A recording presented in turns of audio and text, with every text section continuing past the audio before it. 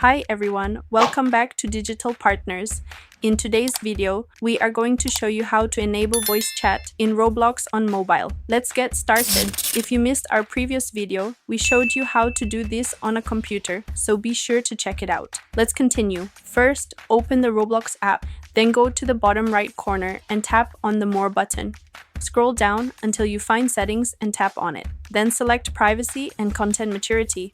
In this section, look for Communication, where you will find the voice chat option. By default, this option is turned off. To enable it, simply tap the toggle switch and voice chat will be activated. If this option does not appear for you, follow these steps.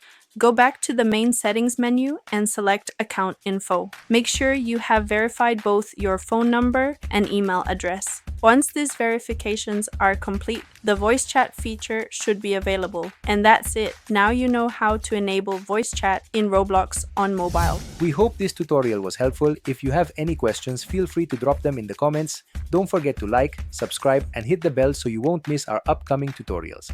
Thanks for watching Digital Partners, and I'll see you in the next video. Bye.